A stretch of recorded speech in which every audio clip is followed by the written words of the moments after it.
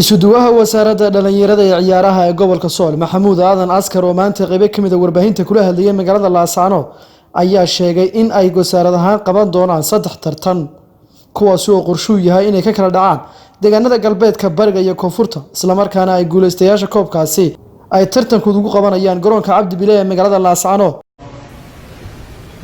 waxaan halkan maanta u soo fariistay inaan dadka u faahfaahiyo tartamadaasi kala duwan ee aan maanta shaacinano. Tartamadaasi waxay noqon doonaan 3 waji oo ka kala dhici doona galbeedka, koonfurta iyo bariga. Marka inta laga yimaado waxaan usbuucan gudihiisa isku beegbeegnay tartankii deegaanada galbeedka gobolka Sool ay ku tartamayaan 8 deegaan. 8 deegaan waxay ka bilaamayaan degmada deegaanka Canjiid waxayna ku dhamaanayaan deegaanka Goljanno.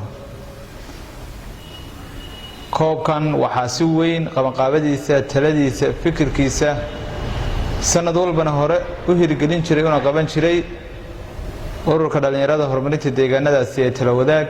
wasaaradda dhalinyarada ciyaaruhuna markasta way garab taagan tahay.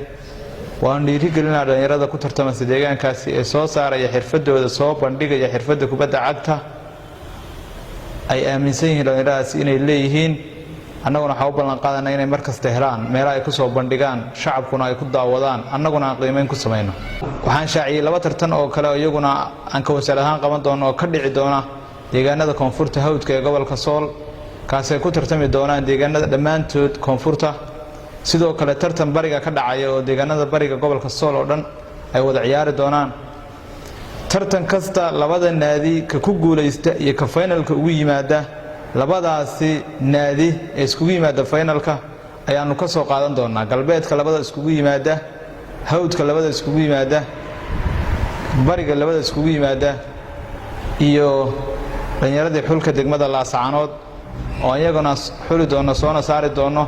7daasi naadi waxaan rajayn doonaa inaan garoonka Cabdi Bile iskugu keenno tartan wanaagsan oo qurux badan oo xor iyo xalaalna u qabanno, kadib uu noqdo koobka deegaanada gobolka Sool lamaantii aysan ciidina ka maqnayn.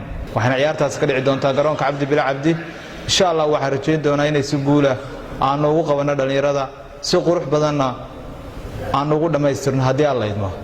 sidoo kale isuduwaha wasaaradda dhalinyarada ee ciyaaraha ee gobolka Sool ayaa kooxaha daayarta ee gobolka Sool ugu baaqay in tartankii daayarta ay ku jiraan qabanqaabadiisa isla markaana ay qaban doonaan. isuduwaha ayaa sidoo kale shaaciyay inuu safar ku tagi doono dhammaan deegaanada gobolka Sool.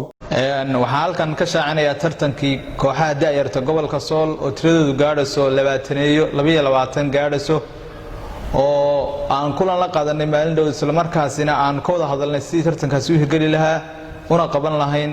runtii si wacan ayaan isku afkaranay. xilliga la qabanayo iyo qorshihiisa iyo qabanqaabadiisana waan ku jirnaa, waana shaacin doonaa haddii Alla idmo. Mukhtaar Cabdi Jaamac, wararka Home Cable, Laascaano.